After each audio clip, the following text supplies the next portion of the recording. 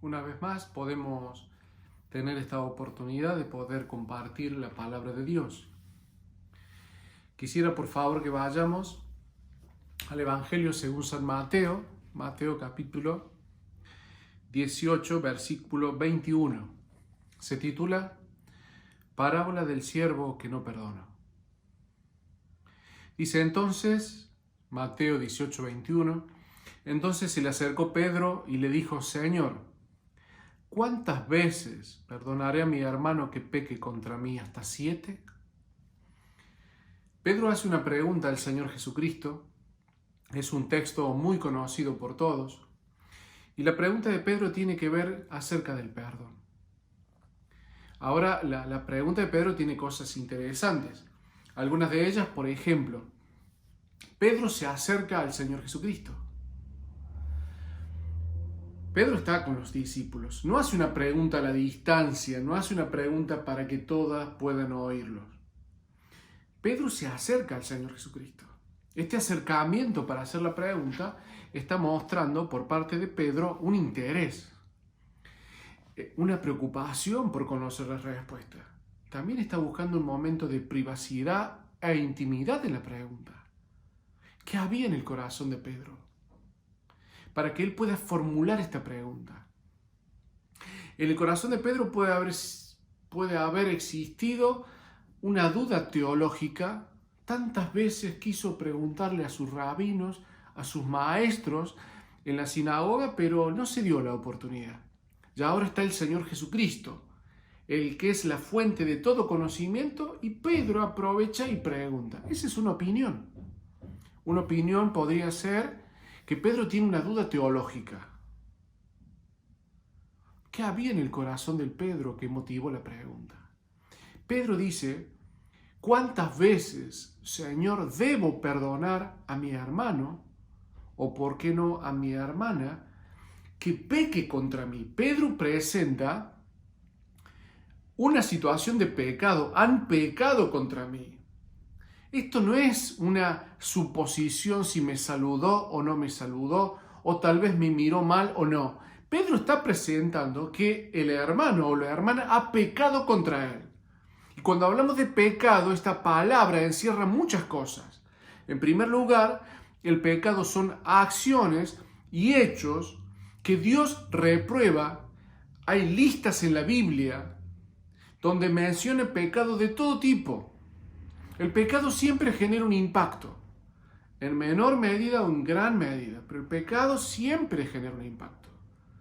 Siempre genera un dolor, una herida. Y cuando Pedro dice, ¿cuántas veces debo perdonar a mi hermano o a mi hermana que ha pecado? Y si reemplazamos la palabra pecado por hecho, podemos decir, Señor, ¿cuántas veces debo perdonar a mi hermano o a mi hermana que me ha mentido, que me ha engañado, que me ha estafado, que ha generado calumnias contra mí? La calumnia es una mentira que mancha el testimonio. Todo el mundo, Señor, cree que soy un mentiroso y no es verdad, pero ¿cómo hago volver y recuperar mi testimonio? La calumnia mancha la imagen moral y ética de una persona. ¿Cuántas veces he de perdonar al hermano que ha pecado? Pecado, hermanos. Y hay listas de pecado cuyas consecuencias son irreparables. Pecados sexuales, pecado a la psicología de una persona. Cuando hablamos de pecado contra mí, también pensamos en nuestros hijos, porque quien lastima a nuestros hijos nos lastima a nosotros. ¿Cuántas veces debo perdonar, Señor, a aquel hermano o aquella hermana que ha pecado? Es decir, que ha hecho algo que usted lo reprueba, que su Padre lo reprueba, que el Espíritu Santo lo reprueba. Estoy hablando de hechos contundentes, me ha lastimado de verdad. Cuando hablamos de pecado pueden ser pequeños sin impacto o de impactos y consecuencias irreparables. ¿Cuántas veces debo perdonarlo, Señor? ¿Qué había en el corazón de Pedro cuando hace la pregunta? Tal vez en el corazón de Pedro había, como dije, una duda teológica ¿O realmente en el corazón de él había una herida porque alguien lo había agraviado con un pecado? Y no una vez, sino dos o tres. ¿Y qué había en el corazón del Pedro que hizo mover sus labios para hacer esta pregunta? ¿Qué había en el corazón de Pedro?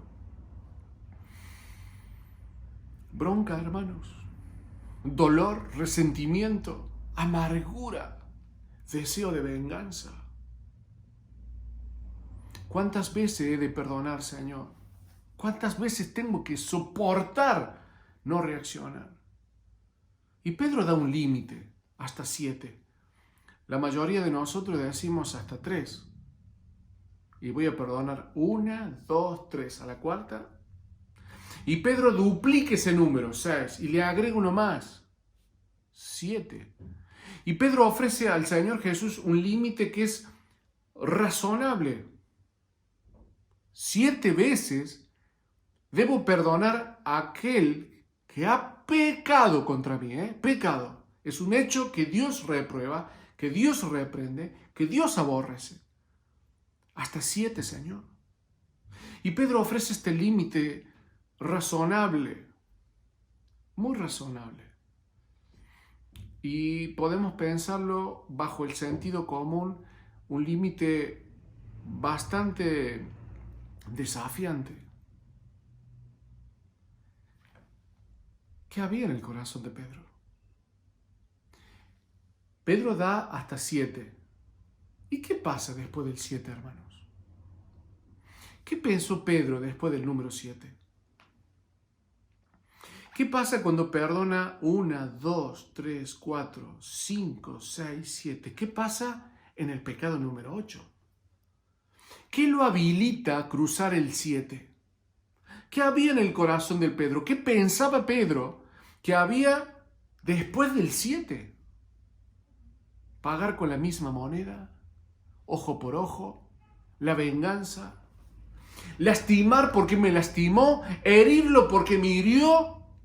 ¿Perjudicarlo porque me perjudicó? ¿Hacerle sufrir 7 veces el dolor que me hizo sufrir a mí? ¿Qué hay después del 7? ¿Qué había en el corazón de Pedro que hizo que se acercara e hiciera esta pregunta casi en secreto, casi en intimidad y en privacidad? ¿Qué había en el corazón del Pedro que motivó a expresar esto al Señor? ¿Qué había ahí? ¿Qué había en la mente de Pedro después del 7? Y el Señor responde a Pedro y le dice en el versículo 22, Jesús le dijo, no te digo hasta 7, sino aún hasta 70 veces 7. El Señor no le está diciendo 490 es el número, 490 es el límite para perdonar. La respuesta del Señor es que no existe un límite, Pedro. En otras palabras, siempre debes perdonar. Siempre, Señor. Siempre, Pedro. No existe razón, no existe justificativo, no existe argumento, no existe causa raíz, no existe pecado, grande o pequeño, para no perdonar.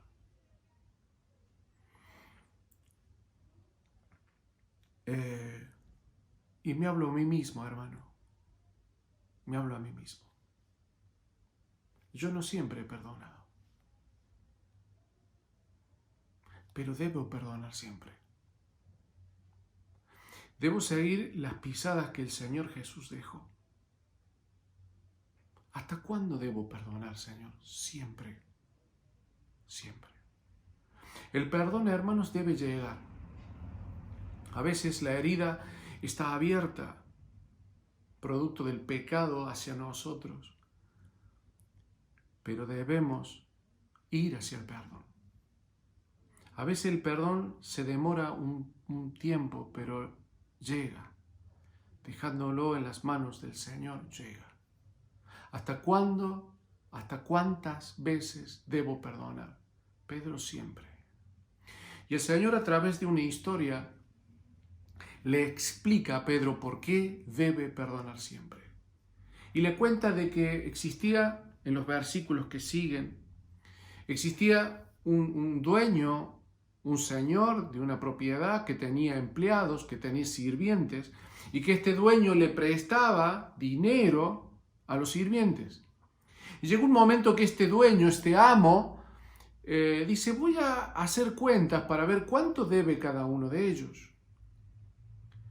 Y el Señor Jesús presenta un caso de uno de los sirvientes o empleados de este señor, que lo llevan a la presencia porque este hombre le debía 10.000 talentos. En otra versión bíblica dice 10.000 bolsas de oro. Para que nosotros tengamos una idea del tamaño de la deuda. Entonces, para poder pagarle, ya que este empleado, este siervo, no logró pagarle a su señor, a su amo, el amo, el señor decide, vendan todo lo que tiene. Si lo llevamos al día de hoy, vendan su casa para poder pagarme. Para yo poder recuperar el dinero, vendan su casa. Pero no era suficiente la casa. El hombre dice, vendan su casa, vendan todo lo que tiene. Si lo trasladamos hoy, hermano, es vender la casa, el auto, las bicicletas, los muebles, la ropa, todo, solamente quedarnos con los puestos. Y aún vendiendo todo no se pagaba la deuda. Entonces, para poder pagar la deuda, dice, véndalo a él como esclavo. Pero tampoco pagaba la deuda. Vendan a la esposa como esclava y tampoco pagaba la deuda. Vendan a uno de sus hijos, pero no lo pagaba. Vendan a todos sus hijos. Entonces, para poder pagar la deuda o alcanzar a pagar la deuda, este hombre perdía todo. Sus bienes materiales y su familia. Su esposa y sus hijos iban a perder la libertad. Iban a ser condenados a la esclavitud por siempre, porque su padre, porque el esposo fue negligente, imprudente y no supo administrar. Las consecuencias y los errores de este hombre trajeron consecuencias para él y para sus seres amados. Y la Biblia dice que este hombre, al escuchar la sentencia de su dueño, la sentencia de su amo, la Biblia dice que cae de rodillas delante de él. Algunas versiones dice se postró y hay otras versiones que dice que cae de rodillas. ¿Por qué cae de rodillas? Porque la sentencia fue un martillazo a su corazón. Lo quebrantó. Y él se desploma frente a su Señor. ¿Y qué puede hacer? Pide paciencia para pagar. No puede pagar. No lo pagó y no lo podrá pagar. Entonces clama y suplica. Su amo, su Señor, su dueño, mira su corazón, mira sus ojos, mira su dolor. Piensa en sus hijos, tal vez en su esposa. Y su Señor tiene misericordia y lo perdona. Toda la deuda le perdona. No le debe ni una moneda. Ni una moneda. Este hombre es ayudado, lo levantan del piso. Vino como un condenado y se va como un hombre libre. Vino con una deuda imposible de pagar y se va con una oportunidad de un nuevo comenzar, sin deudas, sin culpas. ¿Qué es el perdón, hermanos? Perdón es no deber más a nadie. No deber a nadie. Perdonar no es olvidar. Perdonar en este caso es no deber a nadie. Perdonar es no volver a reclamarle. Perdonar es no traer a la memoria la deuda. Perdonar es no volverle a tratar como culpable o deudor. Perdonar es tratarlo como si nunca lo hubiera hecho. Perdonar es no volver a reclamar, no traer a la memoria lo que pasó. Es como si nunca habría pasado. Dios nos pide a nosotros que perdonemos. Luego este hombre fue y a él también le debían. Él debería haber perdonado como le perdonaron a él. Ese es el final de la historia. Y termina la historia diciendo así el Señor: así también mi Padre Celestial hará con vosotros si no perdonáis de todo corazón cada uno a su hermano sus ofensas. Porque este hombre no perdonó a aquellos que le debían. Hermanos queridos, esta historia es nuestra historia. Cuando Jesús le cuenta la historia a Pedro, dice: tú eres aquel deudor, aquel primer deudor, el que debía mucho, mucho. Tú eres el que ni tu vida, ni tus bienes, ni la vida de tus hijos y esposa podrán pagar la deuda. Pero mi Padre, el Espíritu Santo y yo te hemos perdonado. Jesucristo hablaba del perdón de Dios por los pecados. Porque, hermanos queridos, una eternidad en el infierno no paga un pecado. Si miles de años en el infierno o 1.000.000 de años en el infierno pudiera pagar un pecado, tenemos esperanza. Porque si hicimos 1.000 o 10.000 pecados en nuestra vida, multiplicándolo por millones de años en el infierno, allá a la larga podremos tener redención y libertad. Pero la eternidad en el infierno no paga no paga un pecado. Nosotros somos ese hombre que debía mucho, hermanos.